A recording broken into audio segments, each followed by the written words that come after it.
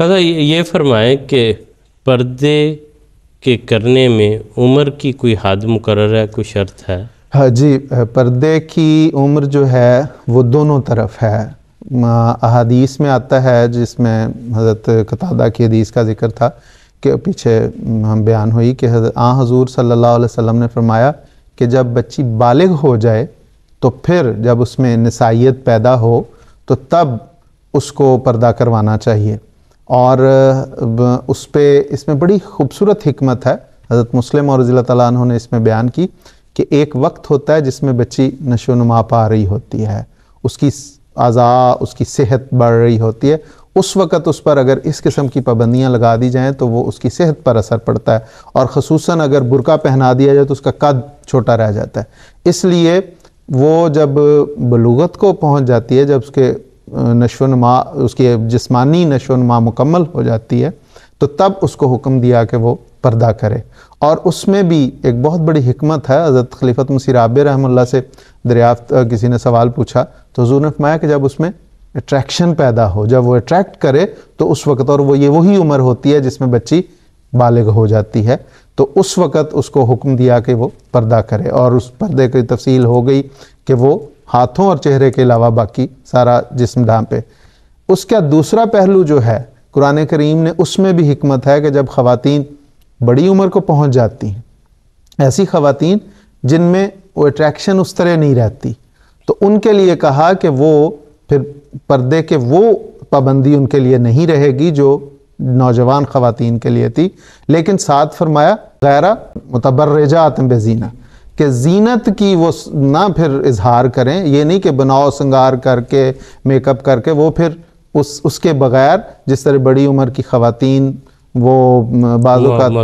معززانہ طور پر، اور اس میں بھی حکمت حضرت مسلم اور رضی اللہ تعالیٰ عنہ نے بیان فرمائی کہ یہ ایسی عمر ہوتی ہے جس میں خواتین کا بعض اوقات بڑھاپے میں جا کے بڑا مشکل ہو جاتا ہے، پھر اس کو یہ کہا جائے کہ وہ پردے کے کپڑے بھی وہ اس طرح سنبھالتی پھرے، بڑا مشکل ہے۔ اس لیے فرمایا کہ ایک تو اٹریکشن ختم ہو گئی، دوسری وہ اس عمر پہ پہنچ گئی ہے کہ مزمل ہو گئی ہے، پردے کے کپڑوں کو نہیں اٹھا سکتی۔ اور حضرت صاحب نے بڑی خوبصورت بیان فرمایا، حضور نے فرمایا کہ یہ ہماری ایشیا کی خواتین جو ہیں یہ 60-65 کی عمر میں جا کے ان پہ یہ حکم لاگو ہوتا ہے، اور یورپ کی جو ہیں وہ 65-70 سال کی عمر کو پہنچ جائیں تو ان پہ یہ حکم لاگو ہو جاتا ہے کہ وہ اس کو ترک کر دیں۔ لیکن اس سے یہ ہے کہ وہ جو پابندی ہے تو مثلا برقع ہے یا کوئی ایسا بڑا جس سے وہ اپنے جسم کو چھپاتی ہے، اس کی بجائے ایک چادر لے لے اور آرام سے اپنے جسم کو ڈھانک کے وہ رکھے، تو یہ ہے۔ تو گویا دونوں طرف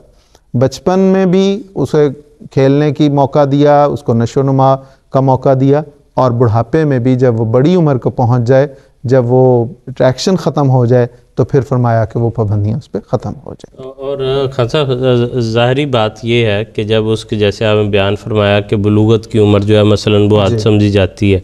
تو اس بچی کو بلوغت کی اس عمر میں پہنچ کے مکمل پردہ کروانے کے لیے یہ اس سے پہلے انڈرسٹوڈ بات ہے، اور یہ اس کی تربیت کا حصہ ہے کہ اس کو پہلے سے ایسا لباس باحیا پہنانا چاہیے۔ آپ یہ نہیں کر سکتے کہ اس کو بچپن سے لے کے تو اس کو جو ہے وہ چھوٹے سکرٹس یا جو جینز ہیں اس طرح کی